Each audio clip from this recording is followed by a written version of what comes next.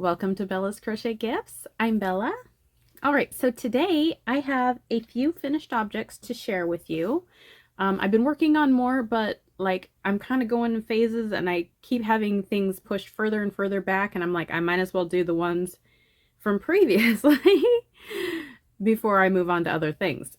So the first thing I would like to share with you is my first ever attempt at a cable knit hat. And this is the hat pattern. It is a paid for pattern. It is knit cable hat pattern by Ashely Lillis, I think. And okay, I did have some issues. Okay, this,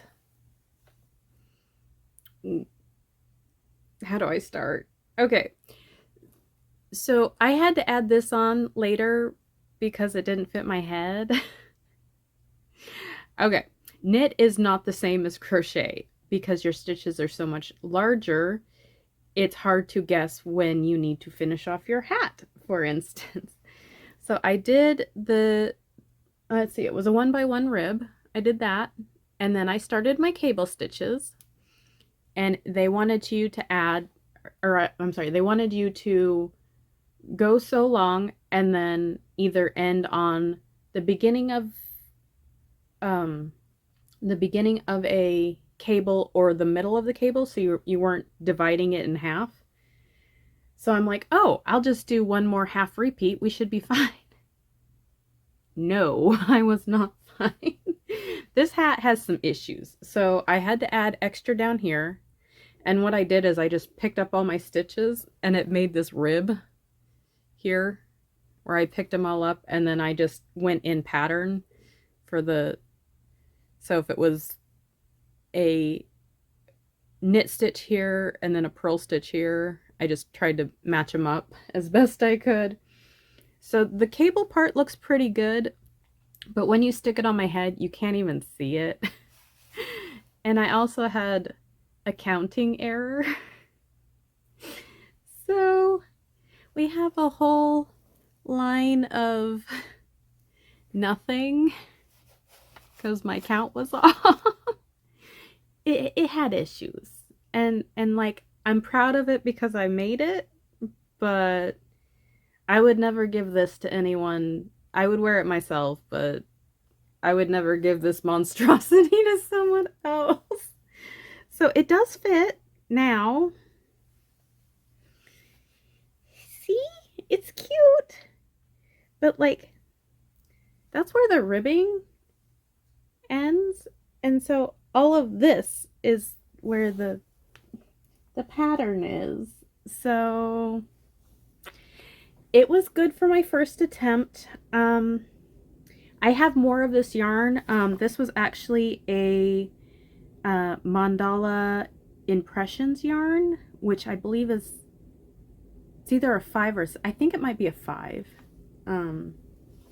size yarn. So I'm gonna make another one. I have enough yarn, but yeah, I was just like, this didn't quite go how I was planning. And I think I'm gonna stick with less ribbing and more cable stitches the next time I do it. I mean, that's about an inch and a half. This is closer to about an inch. So I think I'm gonna do an inch of ribbing and then start my cables, and then don't worry about, or like go longer than I think I need, because then it can just be slouchy. And my hair is gonna grow out, and I've put them in buns enough when it's long that it's not gonna matter. So I think I'll just make it longer than I think I need, and it should work out fine. So there was that. Yeah. Oh dear. Okay. The next thing I have is my amazing friend Bridget from Queen's Crafts at Bridget sent me some hand-dyed yarn, and it was beautiful, and I quickly turned it into a shawl. So I started out with a pattern that was called Easy Crochet Shawl by Patricia.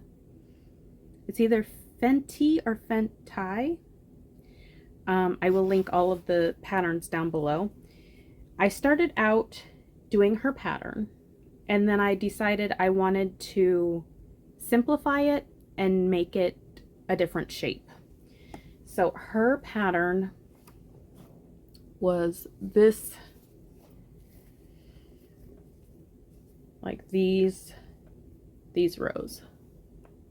That was the shape of her pattern and how she was doing it.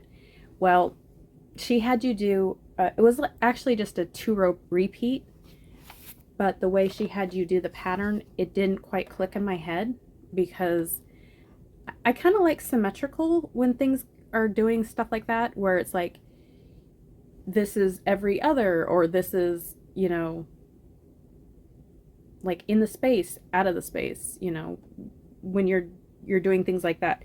So I decided, instead of adding 2 stitches in certain spots, like in the chain 1 they had 2 stitches, so that when you came back you would have 1 stitch on top of itself, and then you'd have a space on the second stitch, and then you'd be in the next stitch. It just didn't click. So what I did was I turned it all into window stitches, and then about here it was pretty flat, and I was like, you know what, I want it to cup around my shoulders. So I started doing extra increases on the side in order to give me more of that, the arc around the shoulders. So it's actually closer to this shape, and when I put it on, like, I'll show you the whole thing. Like, there it is, and then on the side, that's what it looks like. But when you put it on, the straight will be across your back, exactly, and then as I changed over, it starts to come forward. So you can see that it's coming forward, and it has like a spot for your neck, but then it's not going to fall off your arms when you're moving around and stuff, because it's coming forward sharp enough that it just sits in like the crook of your arm and folds forward. So that's what I did. And Bridget's yarn is absolutely gorgeous. I could not ask for better. Beautiful colors. Look at that. She did an amazing job. This is cotton. She doesn't often dye cotton, but she knows I'm allergic to wool. So she went ahead and dyed me, I can't remember if it was Pima cotton or organic cotton, but it was one of those from Knit Picks. And oh my goodness, she did such an amazing job. I love it so much. You should definitely go check her out and see what else she's up to. She dyes yarn, she spins yarn, she dyes fibers. She does all sorts of, she makes bags, lots of bags. So you should definitely go check her out. But oh my goodness, I love it. So beautiful. So there's that one. And then, okay, I have been in a wearables kick. You guys know that. And I found, when I was searching through all of the different, you know, sweater patterns, I found this one from MJ's Off the Hook that is called Easy One-Piece Lace Crochet Top. And I decided to make it. And here it is.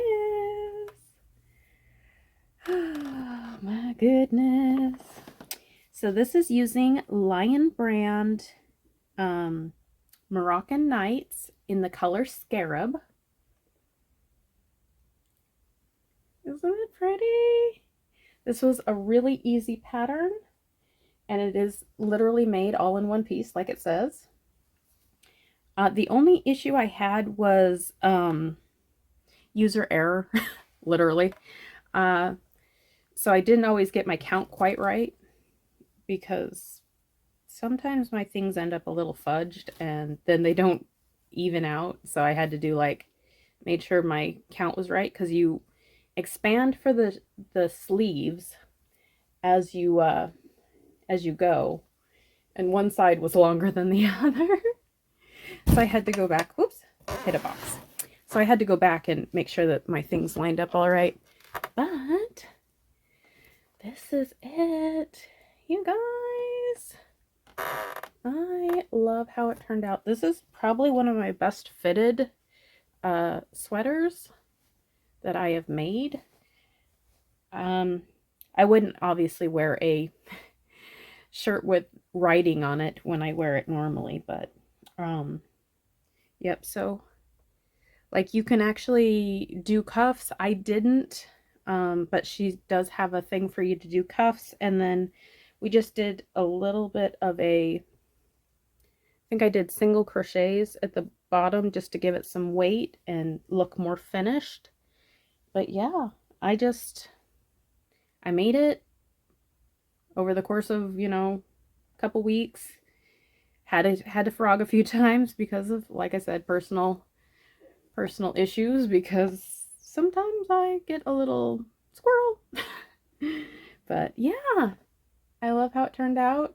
This was really easy. I think I ended up making between a medium and a large size. I think that's the size I ended up using. But yeah, this is a beautiful pattern. I highly suggest it. She's really easy to follow.